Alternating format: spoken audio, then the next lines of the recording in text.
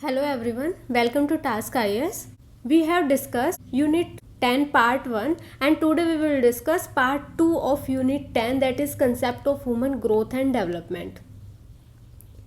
One important thing is please like, share and subscribe Task IAS to get regular updates from our side, and you can comment below your query or suggestion if you want any improvement. So let's start today's session.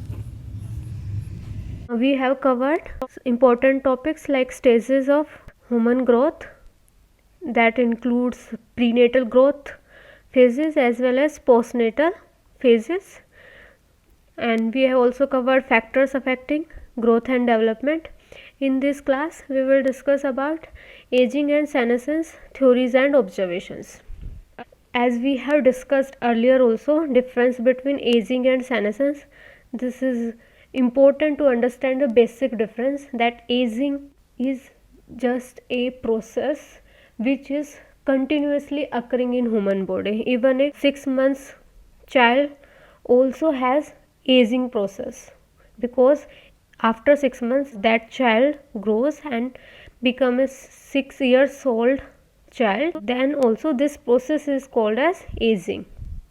But senescence is functional, when we are becoming functionally old.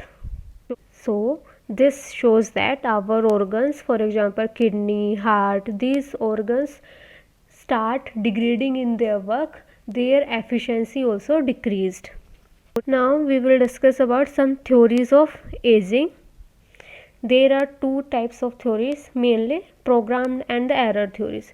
Programmed theories says that death is a programmed phenomena. Every individual has a predetermined age and he will live only for those years. But error theory says that death is a very spontaneous event. It can occur anytime. There is no any predetermined concept of death. So in those theories, firstly is wear and tear theory. According to this theory, we are using our organs, our bodies, tissues for such a long time. So as time gradually passes, our organs and our body start losing its efficiency and ultimately that stop working and the death occurs. Now this picture shows that how an individual who is more physically and socially active, he has more chances to stay younger for long duration. Even this we have observed in our daily life also, because they have higher life satisfaction and lower stress level. So we have discussed about one theory. Now the next theory. Next theory is given by Wilson, that is programmed death. And this is theory given by Wilson, and this is under programmed death theory that we have discussed earlier. According to this theory, there is a genetic determined death, because according to Wilson, even the parent and a child, they have some common pattern of age, because inheritance of genes will determine that the child has that particular chances of living. If parents are having long age, then the chances of child to stay younger for more duration of time, that will also be higher. Other theory given by Orgel, and this was under category of error theory. According to this, there occur certain errors in DNA synthesis process, because when we study about protein synthesis, then there are some topics like translation. So in those processes, when DNA is playing his role of coding information, during that time some error in DNA occurs, and that error in DNA led to some faulty formation of proteins, and these proteins ultimately result into death of that cell, and ultimately that cell will result into death of that particular tissue, further death of that organ, and at last death of that individual. So programmed theories mainly focus on genetic reasons of death, But error theories says that error occurs because of some spontaneous event, and these reactions can be even damage to tissue cells by oxygen radicals, because by respiration more and more oxygen intake will be take place, and the higher the concentration of oxygen, it will lead to oxidation of our cells or tissues, and that ultimately degrade them. This is very surprisingly a new concept for you, but this is true. And secondly, even UV rays that our skin absorbs, they also cause degradation of the cells. Now let's revise about these theories. Theory of aging. Firstly, program and error theories. These are some categorization of theories. They are not actual theories, they are just a division. That some theories say that a predetermined death pattern there is, and someone says that this is a very spontaneous event. Now the wear and tear theory, this is first theory. Second is the programmed death theory by Wilson, and third is the Orzel theory. Now the biological and the chronological longevity. In this topic, longevity means period or duration that we will measure for a particular phenomena. So biological and chronological longevity. Here chronology that we used to read in our books. So chronology shows that how the numbers will be calculated to determine our age, and this age pattern, this number of years are generally used for any legal or social purpose, because even we celebrate our birthdays according to a chronological age. And the biological age shows that how physically our body is fit, how physically our body is young. So this shows about the functioning of our body. So these are the two different terms. Now the some are called as the early maturers and some are called the late maturers. Now we discuss about two topics, early maturers and the late maturers. Early maturers are those who have high biological age, because maturity relates to biology.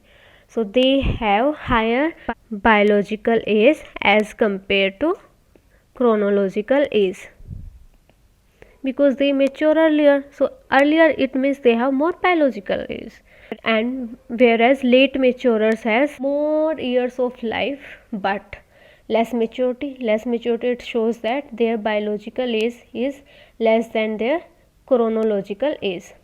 You must have something in your mind that why we are studying these topics. Firstly, they are given in syllabus. Secondly, this topic also have some application in your GS part also. You can correlate these topics, because biological age, this term you have heard in juvenile justice cases,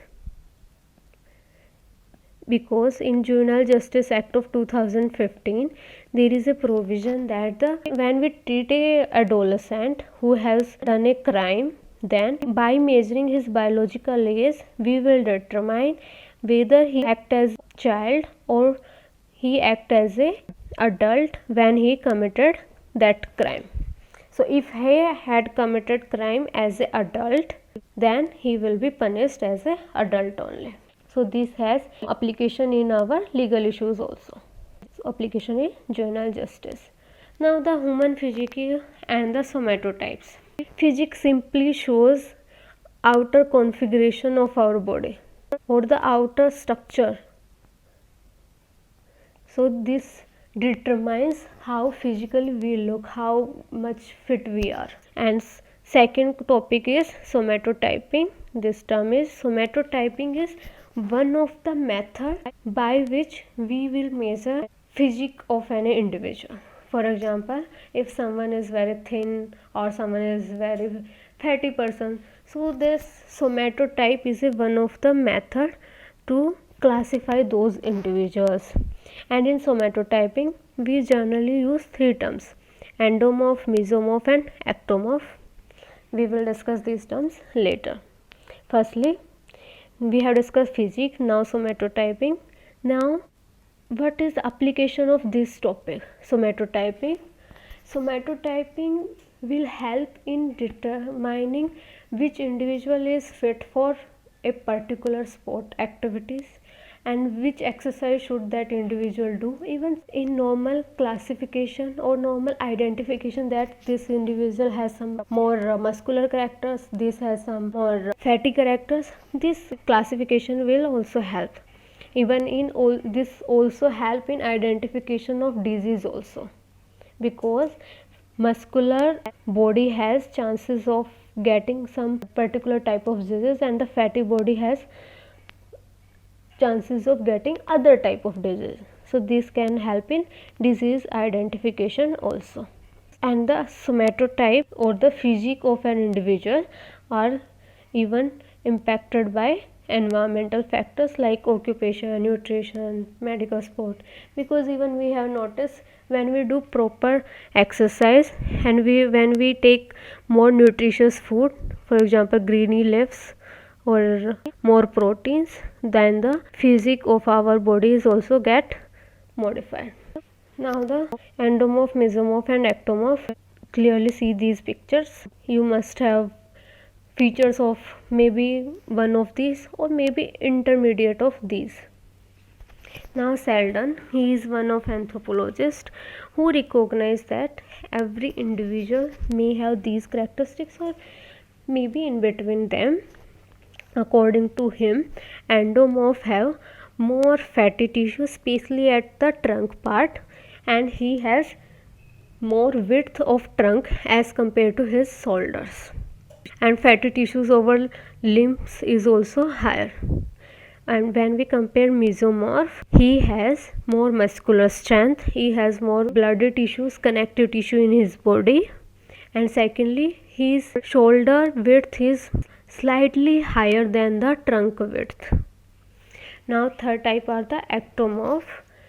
These individuals have higher length of limbs, they have higher height, and also they have less fat in their body. See, they are very thin. Even you can say zero figure people are kind of these people, ectomorph mostly. Now Selden, he categorized people in these patterns, in these three categories and also in between them, and what measures he took to classify these people, he utilized height, weight and some photographs he had taken from front side or even from the rear side. But he has some limitations.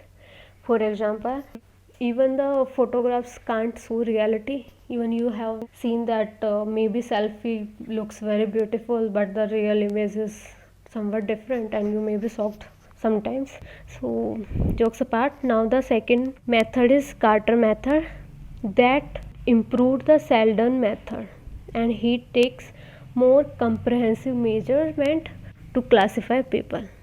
And in Selden method one thing is left out, that is he gave endomorph is 711, mesomorph is 171, ectomorph is 117. You must be wondering why I am teaching you maths, but this is simple. See, every individual has some pattern of maybe endo, meso and ecto.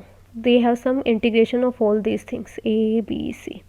So if he has more endomorph characters, he has more fatty, then the A character, that is 7, will be higher, and this will be have standard of 1 to 7.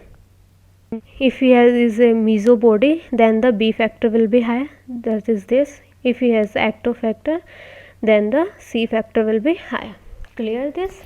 Now this was a diagram that was drawn by Selden to represent his theory, where he has represent endo here, ecto here and meso here. In endo means 711, meso means 171 and ecto means 117. Now he denotes that these people more endomeso, they have more characteristics of weightlifting.